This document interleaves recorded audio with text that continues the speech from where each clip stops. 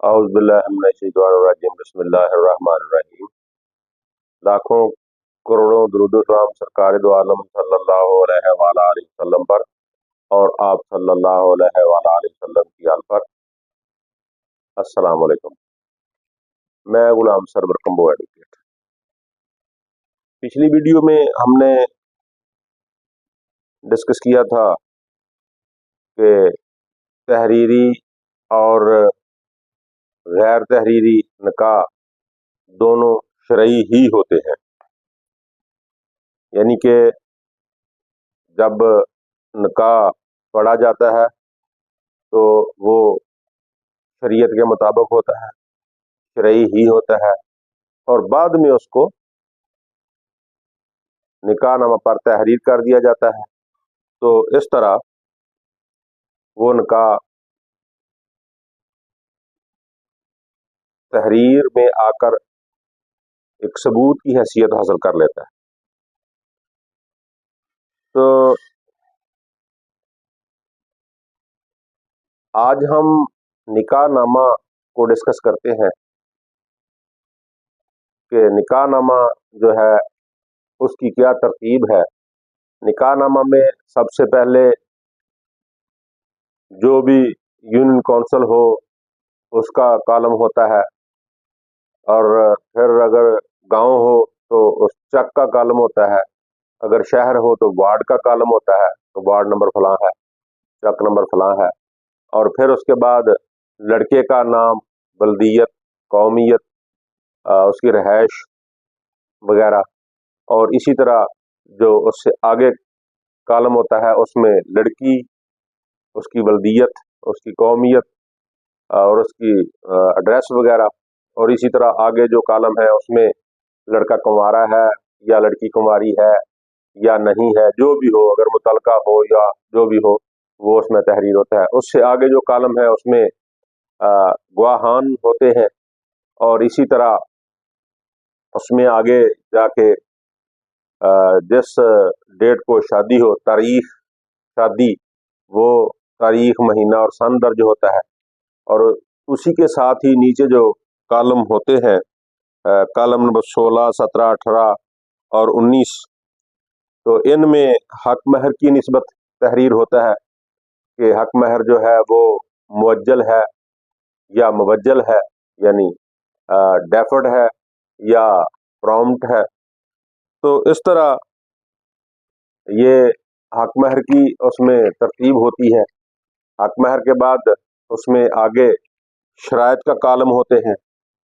तो इसमें मैं ये अर्ज करता चलूं कि निकाहनामा की जितनी भी शराइत होती हैं हक महर के अलावा, वो तमाम जो है वो गैर कानूनी होती हैं।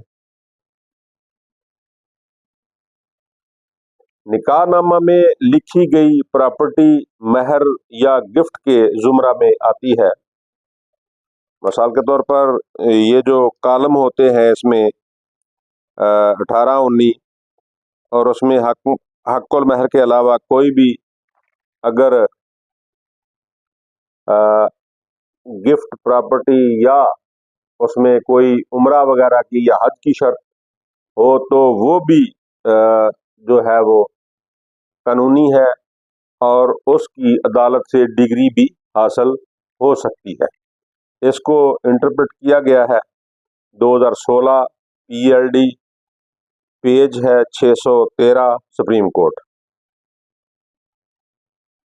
तो इस तरह निकाहनामा, हक महर और इसमें जो गिफ्ट वगैरह जो होते हैं वो इसमें इंटरप्रेट किए गए हैं कि वो जितने भी होते हैं अगर उसकी अदायगी बरून अज अदालत ना की जाए तो फिर वो खातून जो है वो बजरिया अदालत हक महर हासिल कर सकती है, और अपनी बाकी जो उसकी हक महर की निस्बत चीज़ें होंगी, मकान, प्लाट, जेवर वगैरह, वो सब वो बजरिया अदालत डिग्री करवा के वो हासिल कर सकती है। शादी की तारीख के बाद मुंतकिल की गई प्रॉपर्टी हक महर या गिफ्ट के जुमरा में नहीं आती। इसको इंटरप्रेट किया गया है 2012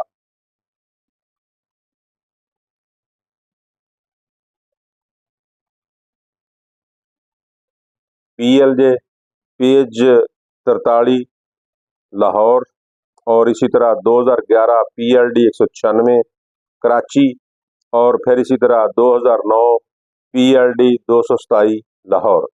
और इसमें इस बात की पूरी तरह से की गई है, वजाहत दी गई है कि शादी के बाद अगर कोई प्रॉपर्टी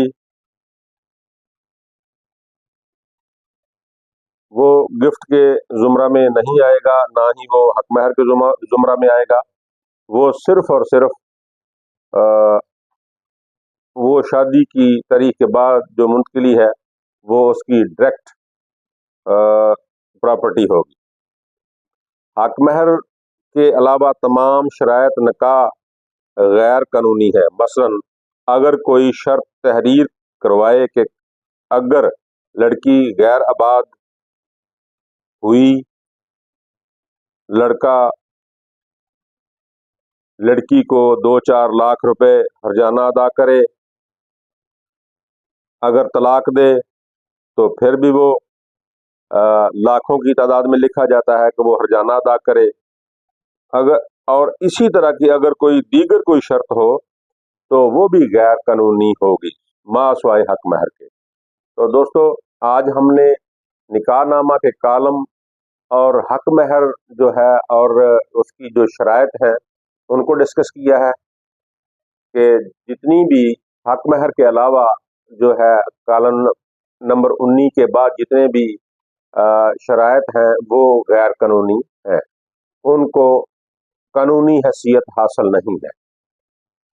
तो दोस्तों, आप अगर मेरे YouTube चैनल पर नए आए हैं तो आप मेरे YouTube चैनल को सब्सक्राइब करें, वीडियो को लाइक और शेयर करें, कमेंट सेक्शन में जाकर कमेंट भी करें, और इसको लाइक और शेयर करने के साथ साथ अगर किसी मसला पर किसी किस्म की कोई डिस्कशन मतलूब हो, कोई मुशावरत मतलूब हो, किसी मसले पर आप मशवरा करना चाहें तो मेरे व्हाट्सएप नंबर पे आकर मुझसे रब्ता करके आप मुशावरत कर सकते हैं। तो आप दोस्तों अपना ख्याल रखिएगा, मुझे दुआओं में याद रखिएगा।